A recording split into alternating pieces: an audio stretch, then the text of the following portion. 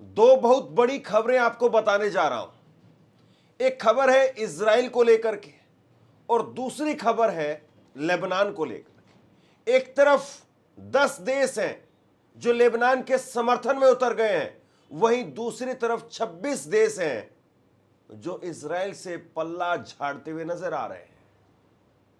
खबर में दरअसल इजराइल ही है और इजराइल आप सब जानते हैं कि किस तरीके से डोनाल्ड ट्रंप को, अमेरिका को लगातार पुश करते रहा कि ईरान के ऊपर आप हमला करिए।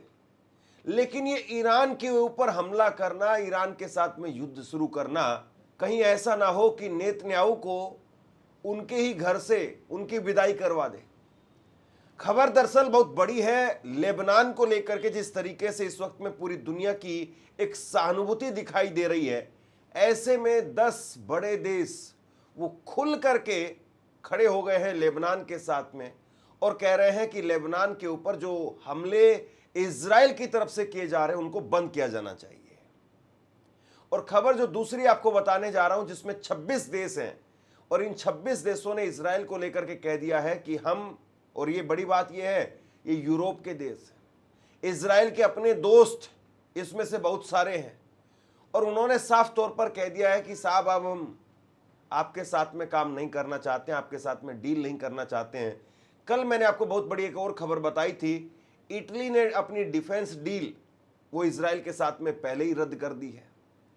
अब ऐसे में 27 यूरोप के देशों में से अगर 27 में से 26 अगर वो सामने आकर के पल्ला झाड़ते हुए नजर आ रहे हैं तो इसका क्या कुछ असर पड़ेगा समझना मुश्किल नहीं है। सबसे पहले मैं आपको ये अल जजीरा की खबर आपको दिखाता हूं और ये अल जजीरा की खबर आप देखिए। 10 देश हैं जिसमें कनाडा, यूनाइटेड किंगडम और ऑस्ट्रेलिया ये शामिल हैं। इन्होंने मिलकर के एक संयुक्त बयान जारी किया है। 10 देश जिसमें Australia, Brazil, Canada, Colombia, Indonesia, Japan, Jordan, Sierra Leone, Switzerland, United Kingdom शामिल हैं। इन 10 देशों ने एक संयुक्त बयान, एक ज्वाइंट स्टेटमेंट जारी की है और इस बयान में, इस ज्वाइंट स्टेटमेंट में उन्होंने दक्षिणी लेबनान में इजराइल के हमलों को तुरंत रोकने के लिए और राहत पहुंचाने वाले कर्मियों की सुरक्षा सुनिश्चित करने की मांग की है। दरअसल आप जानते हैं कि इजराइल में इंसानियत, नैतिकता, ये सारी चीज़ें बहुत कम है, या यूं कहूँ कि नहीं है तो शायद अतिशयोक्ति नहीं होगी। अब सवाल दरअसल ये है कि भाई जिस तरीके से आप लेबनान के अंदर व्हाइट फॉस्फोरस का इस्तेमाल कर रहे थे, ऐसी खबरें निकल करके सामने आई और ये यूएन ने बिल्कुल साफ तौर पर मना किया हुआ है कि आप किसी भी जंग में व्हाइट फॉस्फोरस का इस्तेमाल नहीं कर सकते। व्हाइट फॉस्फोरस से मतलब ये है कि एक ऐसा पाउडर जो हवा के संपर्क में जाते ही आग पकड़ लेता है और उसके बाद में उसको बुझाया भी नहीं जा सकता है। और ये व्हाइट फॉस्फोरस जिसका इस्तेमाल इजराइल की तरफ से किया जा रहा है लेबनान के अंदर, ऐसी कई रिपोर्ट्स हैं। इसका बाकायदा यूएन की तरफ से इसको प्रतिबंध किया हुआ है और यह कहा गया है कि आप इसको सिविलियंस पर तो किसी तरीके से इस्तेमाल नहीं कर सकते। लेकिन कई रिपोर्ट्स हैं साहब। और ऐसे में जिस तरीके से ये लेबनान में हिजबुल्लाह के, आप यूं कहिए कि जो होल्ड वाला जो इलाका है वहां पर जिस तरीके से कहर बरपा रहे हैं, और खबर मैंने आपको कल भी दिखाई थी, जिन इलाकों से, जिन जिन गांवों से वहां के बहुत सारे लोग जो छोड़ करके चले गए हैं, वहां पर ये बारूद बिछा करके उन गांवों को तबाह कर रहे हैं ताकि वो गांव वाले दोबारा वापस आएंगे भी तो उन गांव वालों के पास में किसी तरीके से कोई ऑप्शन नहीं होगा कि वो अपने घरों में जा सके। खंडर बना रहा है इजराइल लगातार और इसीलिए इन 10 देशों ने सामने आकर के इस बात को कहा है कि अपनी ये जो हैवानियत है इसको बंद करिए। इस तरह की बातें जो है वो कही गई है। अब इसके बाद में दूसरी बड़ी खबर जो मैं आपको बता रहा हूं, एक रिपोर्ट निकल करके सामने आई है और उसमें 27 में से 26 यूरोपीय देशों ने इजराइल के साथ में अपने कुछ रक्षा समझौतों को आंशिक रूप से रोकने की इच्छा जताई है। और इन देशों ने ये कहा है कि हम इजराइल के साथ में डिफेंस डील नहीं करना चाहते हैं। आपको याद होगा भारत में भी बड़ा बवाल मचा था पेगासस को लेकर के, और पेगासस स्पाई सॉफ्टवेयर वो इजराइल से ही आ रहा था और इजराइल जो है वो मोसाद के नाम पर जिस तरीके से हवा बनाता है कि मोसाद हमारी जो सुरक्षा एजेंसी है वो कुछ ऐसी है, ये है, वो है, उसकी इंटेलिजेंस इतनी खतरनाक है, और इसी के नाम पर, अपने हथियारों के नाम पर, अपने सॉफ्टवेयर्स के नाम पर, अपनी इंटेलिजेंस के नाम पर वो दुनिया भर में सौदेबाजी करता है। लेकिन अब यूरोप के देश सरासर उसके साथ में जो है वो खिलाफ खड़े हुए नजर आ रहे हैं। हंगरी को छोड़ करके बाकी सब ने विरोध जताया है। हंगरी को छोड़ करके बाकी सब कह रहे हैं कि हम इनके साथ नहीं जाएंगे। इसमें ऑस्ट्रिया है, बेल्जियम, बुल्गारिया, क्रोएशिया, साइप्रस, चेक गणराज्य, डेनमार्क, ये बाकी के आप यूं कहिए कि तकरीबन सारे ही देश यूरोप के वो इसमें आ गए हैं, और इन्होंने एक सुर में आकर के कहा है कि हम आपके साथ में डील नहीं करना चाहते हैं। नीदरलैंड है, पोलैंड है, पुर्तगाल है, रोमानिया है, इन सब ने मना कर दिया है कि हम आपके साथ में डील नहीं करेंगे। इन देशों के साथ में रक्षा समझौते में इजराइल की हिस्सेदारी लगभग 32% है। इसलिए अगर ये रुकते हैं तो इजराइल आर्थिक रूप से कमजोर पड़ सकता है। देखिए, युद्ध के दौरान बहुत सारी बातें निकल करके सामने आई थी, और युद्ध के दौरान इस बात को बार बार कहा गया कि इजराइल की सेना में फूट पड़ सकती है। यह कहा गया कि इजराइल के अंदर जो एक मैंडेटरी नियम है कि आपको सेना के अंदर जाना ही जाना होगा, तो वहां पर भी लगातार विरोध दिखाई दे रहा था इजराइल का। और इजराइल के जो नौजवान तबका है वो कह रहे थे कि हमें जबरदस्ती क्यों ईरान में जाने के लिए मजबूर किया जा रहा है, ईरान के साथ में युद्ध में हमें क्यों मरने के लिए छोड़ा जा रहा है, झोंका जा रहा है। देखिए, इजराइल में जो अब नौजवान है वो इस बात को देख रहे हैं कि दुनिया भर में शांति है, हम लोग जबरन जा करके दूसरों पर कब्जा करते हैं, कभी फ्रांस, कभी जो फिलिस्तीन के अंदर, कभी गाजा में जाकर के, और अब ईरान में जाकर के मरना है, और दुनिया भर में जाकर के फिर गाली खाते हैं। जहां पर भी इजरायली जाकर के काम करते हैं, वो इजरायलियों को लेकर के जो एक सहानुभूति थी कि हिटलर ने इनके साथ में ऐसा किया, वैसा किया, ये हुआ, वो हुआ, वो थी कभी जब थी।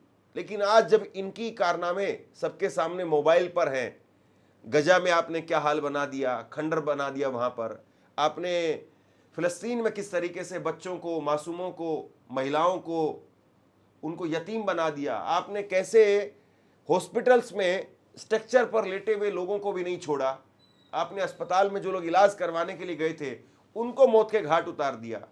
और ये डबल टैप जो बार बार ये हमला करते हैं, डबल टैप का मतलब यही होता है कि एक बार हमला हुआ और उसके बाद में फिर से उसके ऊपर हमला होता है, यानी जो बचाव के लिए दल जाता है उसके ऊपर भी, रेस्क्यू टीम के ऊपर भी ये लोग हमला कर देते हैं। और इसीलिए इन सारे देशों ने सामने आकर के कहा है कि भैया ये आप जिस तरीके से ये हैवानियत कर रहे हैं इस पर लगाम लगाइए। बेसिकली अगर आसान भाषा में मैं कहूं तो यही कहा गया है। और ऐसे में जिम्मेदारी जो थी वो इन देशों की नहीं, बल्कि जिम्मेदारी थी यूएन जैसी संस्थाओं की। और यूएन जैसी जो संस्था है वो ऐसा लगता है कि फेविकोल पी करके सो रही थी आराम से। उनको कोई बहुत ज़्यादा फर्क पड़ नहीं रहा था कि किस तरीके से आप जो है वो हैवानियत बरसा रहे हैं। और सब जानते हैं कि इजराइल या अमेरिका, ये देश यूएन जैसी संस्थाओं को मानते ही नहीं है, उनके ऊपर वॉर क्राइम का कोई खास असर पड़ता ही नहीं है। लेकिन अब नींद टूटी है, और नींद टूटने के बाद में किसी तरीके से बयान एक जारी किया है यूएन के महासचिव एंटोनियो गुटेरेस। उन्होंने एक बयान जारी किया है और उन्होंने कहा है कि अंतर्राष्ट्रीय कानून सभी देशों पर लागू होता है, इसमें कोई अपवाद नहीं है, इसके नियमों का पालन करना कोई विकल्प नहीं है बल्कि जरूरी है। अगर इसका पालन नहीं किया गया तो इससे अस्थिरता बढ़ेगी, आपसी भरोसा कम होगा और संघर्ष नियंत्रण से बाहर हो जाएगा। और ऐसे में यह समय अंतर्राष्ट्रीय कानून से पीछे हटने का नहीं है, यह इसे फिर से मजबूत करने का समय है। कुल मिलाकर के ये बाबू उठ करके आए हैं और मुंह अपना धो करके आंखें मसलते हुए ये बयान दे रहे हैं कि साहब अब आप ये हमले बंद कर दीजिए। लेकिन आप ये सीख देने के लिए नहीं है। और दुनिया में आप ये बताइए कि पोप को जब डोनाल्ड ट्रंप नहीं छोड़ रहे हैं, जो सीख देने का काम कर रहे हैं, जो इंसानियत की बात कह रहे हैं, पैगाम दे रहे हैं, उनको अगर डोनाल्ड ट्रंप नहीं छोड़ रहे हैं, तो ऐसे में यूएन से हम ये उम्मीद नहीं करते हैं कि यूएन आकर के और बाबाजी टाइप की बात करेगा, दार्शनिक टाइप की बात करेगा। यूएन को सामने आकर के अपनी शक्ति दिखानी चाहिए, अपनी पावर दिखानी चाहिए। लेकिन सब जानते हैं कि इजराइल और इनका क्या ही बिगड़ पाएगा। कायदे से अगर कोई और देश होता, कायदे से अगर कोई और प्रधानमंत्री या राष्ट्रपति होता, तो उसको वॉर क्राइम के तहत उसकी गिरफ्तारी होनी चाहिए थी, उसको सजा मिलनी चाहिए थी, उसको जेल की सलाखों के पीछे डाला जाना चाहिए था। आपने हजारों बच्चों को, हजारों लोगों को यतीम बना दिया, आपने लाखों लोगों को आपने स्ट्रेचर के ऊपर डाल दिया है।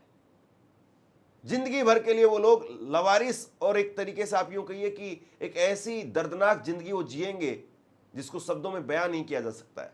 और अब जो है वो यूएन के महासचिव आकर के ज्ञान दे रहे हैं कि साहब ऐसा नहीं करना चाहिए, ये नहीं होना चाहिए, वो नहीं होना चाहिए। हिम्मत अगर है तो हिम्मत फिर दिखनी भी चाहिए, और हिम्मत दिखाई है। आप अपनी स्क्रीन पर देखिए, ये ईरानी एम्बेसी है नीदरलैंड के अंदर, और ईरानी एम्बेसी की तरफ से नीदरलैंड में ट्वीट करके कहा गया है कि डोनाल्ड ट्रंप ने एक हद, जो रेड लाइन होती है, उसे भी पार कर दिया है।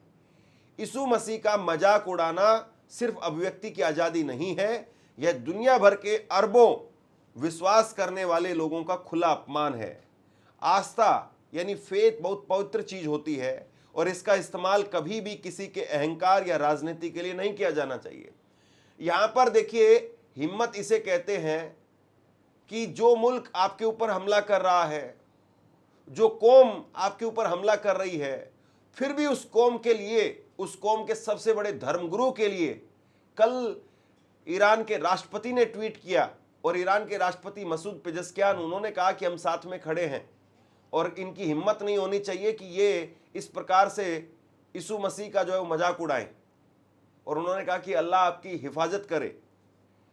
ये डोनाल्ड ट्रंप को उन्होंने सीधे तौर पर कहा, और अब ईरानी एम्बेसीज के जरिए ये मैसेज दिया जा रहा है।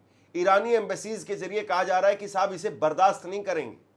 इस तरीके से आप अपनी सनक में, अपने पागलपन में, अगर लाखों करोड़ों लोगों के आस्था के प्रतीक, अगर आप उनको इस तरीके से बुरा भला कहेंगे, अगर आप अपने आप को यीशु मसीह के तौर पर प्रोजेक्ट करेंगे, तो इसको सहन नहीं किया जा सकता है। ये उनकी तरफ से कहा गया है। और वहीं जो कुछ लेबनान में इजराइल कर रहा है, इसको लेकर के आप देखिए, इजराइल में भी लगातार उनके खिलाफ बगावती सुर सुनाई दे रहे हैं।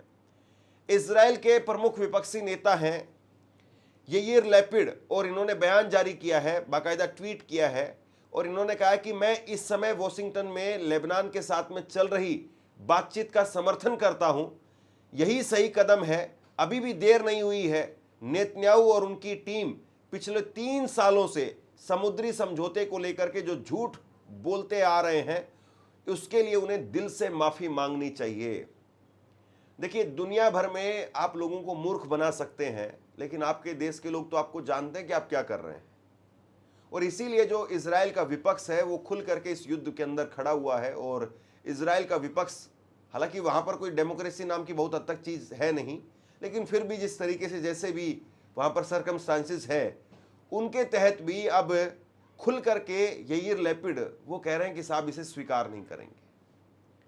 और लेबनान के साथ में लगातार आप लोगों को मूर्ख बना रहे हैं। लेबनान पर आप हमले करके अंतर्राष्ट्रीय स्तर पर इजराइल की भग पिटवा रहे हैं, और उसके साथ साथ अभी तक आप कुछ हासिल नहीं कर पाए हैं।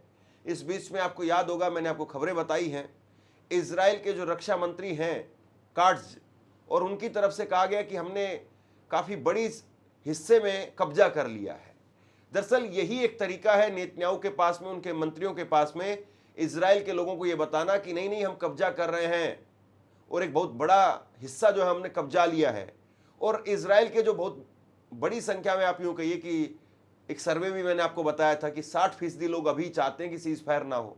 तो इजराइल के अंदर एक बड़ा तबका ऐसा है जिसको मजा आता है, मजा आता है खून बहाने में, खून देखने में, कब्जा करने में। और इसीलिए इजराइल की जो अपनी सीमाएं हैं उनको डिफाइन नहीं किया गया। तो यहां पर नेतन्याहू बार बार इस चीज का सहारा लेते हैं कि नहीं हम मार रहे हैं, हम जीत रहे हैं, हम ये कर रहे हैं, हम वो कर रहे हैं। और इसको लेकर के वहां के विपक्षी नेता ने कहा कि साहब इसे बंद करिए और माफी मांगिए, सच्चाई को स्वीकार करिए। वहीं मैं आपको खबर बता रहा हूं, अमेरिकी राष्ट्रपति डोनाल्ड ट्रंप, उनका एक बयान निकल करके सामने आया है। और डोनाल्ड ट्रंप वो अपनी ही कैंप की, और ये डोनाल्ड ट्रंप की खासियत है कि वो अपने बच्चों को भी बख्शने के लिए तैयार नहीं होते हैं। जब वो पोप लियो को कुछ भी कह सकते हैं, और पोप लियो को लेकर के जिस तरीके से जॉर्जिया मेलोनी ने जो बयान दिया, उसके बाद में जॉर्जिया मेलोनी के खिलाफ इन्होंने मोर्चा खोल दिया है। और ट्रंप ने जो है वो इटली की प्रधानमंत्री जॉर्जिया मेलोनी उस पर तीखा हमला बोला है और उन्होंने मेलोनी को लेकर के कहा है कि मेलोनी ने ईरान पर हमले में अमेरिका का साथ नहीं दिया, हिम्मत नहीं दिखाई। इटालियन अखबार को दिए इंटरव्यू में ट्रंप ने कहा कि मैं हैरान हूं, मैंने सोचा था कि उनमें हिम्मत है लेकिन मैं गलत था और जो मैं जॉर्जिया मेलोनी के ऊपर इतना विश्वास कर रहा था। देखिए, ये ट्रंप की एक तरीके से आप ये कहिए दुस्साहस है कि आप उसी देश के प्रधानमंत्री के खिलाफ बयान दे रहे हैं और उसी देश के अखबार को जाकर के इंटरव्यू दे रहे हैं। और ये आप देखिए कि इटली के अंदर कम से कम इस बात की इतनी आज़ादी है कि इटली की प्रधानमंत्री को लेकर के अमेरिका के राष्ट्रपति ने कोई इंटरव्यू दिया है और उसमें उनकी खूब मजम्मत की है, खूब बुराई की है और वो इंटरव्यू फिर भी इटली के अंदर छप गया है। वरना आप बताइए कि अगर किसी मुल्क के साथ में हमारी लड़ाई चल रही हो और उस मुल्क का प्रधानमंत्री या राष्ट्रपति हमारे प्रधानमंत्री को लेकर के बुराई कर दे और वो इंटरव्यू किसी अखबार में छप जाए, बताइए क्या मुमकिन है? कहीं यूट्यूब चैनल पर उसका इंटरव्यू हो जाएगा तो हो सकता है कि चैनल को ब्लॉक करवा दिया जाए। तो किस तरीके से काम हो रहा है, कैसे काम हो रहा है, ये सब हमारे सामने है। और सबसे बड़ी बात यह है कि डोनाल्ड ट्रंप और नेतन्याहू जो चक्रव्यूह ईरान के लिए रच रहे थे, जिस चक्रव्यूह में वो ईरान को फंसाना चाह रहे थे, फिलहाल वो उनके ऊपर ही भारी पड़ता हुआ नजर आ रहा है। ये साफ तौर पर दिखाई दे रहा है। बहरहाल शेयर कीजिए इस खबर को और लगातार जो भी अपडेट्स निकल करके सामने आ रही हैं वो आप तक पहुंचाने की कोशिश कर रहा हूं। आपको हमारी खबरें कैसी लग रही हैं नीचे कमेंट सेक्शन में जाकर के अपनी राय जरूर दीजिए, अपने सुझाव जरूर दीजिए। इस वीडियो को लाइक कीजिए, चैनल को सब्सक्राइब कीजिए। अगर आपके लिए मुमकिन हो तो आर्थिक तौर पर थैंक्स बटन का प्रयोग करके हमें मदद भी जरूर करिए। और उसके साथ साथ नीचे कमेंट सेक्शन में मैंने व्हाट्सएप चैनल का लिंक दिया है, व्हाट्सएप चैनल पर जाकर के हमारे साथ में जरूर जुड़िए। शुक्रिया, थैंक यू। आपसे कुछ कहना चाहता हूं। आज के वक्त में पत्रकारिता करना कितना मुश्किल काम है, लेकिन अगर ऐसे में भी कोई आपकी खबर दिखा रहा है, कोई आपके मुद्दे पर बात कर रहा है, तो आपको भी उसका साथ देना चाहिए।